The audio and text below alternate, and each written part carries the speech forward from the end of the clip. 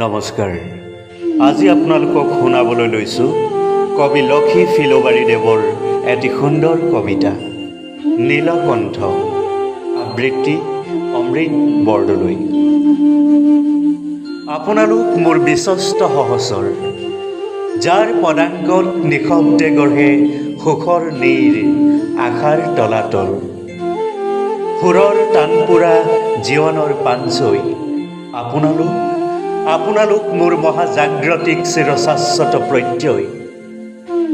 সেয়ে আপোনালোক মোৰ বুকুৰ আপোন হিয়াৰ আমঠু, অলংঘ্য প্ৰাচীৰ বগোৱা বিশ্বস্ত সহচৰ। বোকা পানীৰ চিনাকি গোন্ধ, মেট মৰা ডাঙৰীৰ ৰুণুক জুনুক মাত, ক্লেদময় ঘৰ্মাক্ত ইতিহাস, চিফুং বাঁহীৰ সুৰ, ঐনিতমৰ সুৰ, গুমৰাগৰ ছন্দ, কাৰ্বি মাৰুৰ আশাৰ ৰস ঘৰা, চাংঘৰৰ ছন্দোবদ্ধক অন্তৰা, আজান জিকিৰৰ অমীয়া সুবাস, ঝুমুৰৰ উতলা আস্বাদন। হয়, তেনে ক্ষণজন্মা নামেই আপোনালোক, অথবা কৃষক, বনুৱা কিম্বা মেহনতি জনতা। আপোনালোক পথাৰৰ আজন্ম বেদনা, শস্যৰ কান্দোন, চৰ চাপৰিৰ আৰ্তনাদ, দৈৱকী মাতৃৰ কৰুণ ক্ৰন্দন। হলাহল পান কৰি নীলকণ্ঠ আপোনালোক, সতেজ ফুলৰ মৌৰস চুহি তিল তিলকৈ গঢ়ি উঠা আপোনালোক এক জীৱন্ত ৰসঘৰা।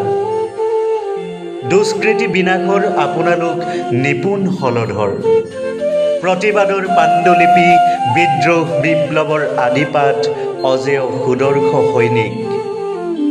প্ৰতিটো নামঘৰ, গীৰ্জা, মছজিদ, প্ৰতিজোপা জীপাল বৃক্ষ, প্ৰতিজন শ্ৰম কৰা মানুহৰ পিঠিত, প্ৰতিটো আলি কেঁকুৰিত, প্ৰতিখন বিলৰ প্ৰান্তত, চৰ চাপৰিৰ পলসুৱা সুগন্ধিত আপোনালোক সেতুবন্ধনৰ পদচিহ্ন।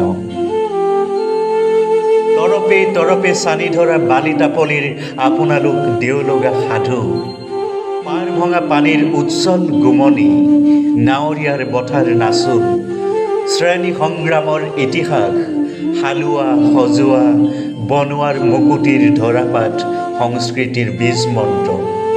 হয়, ইয়াৰ নামেই আপোনালোক, অথবা কৃষক, বনোৱা মেহনতি জনতা।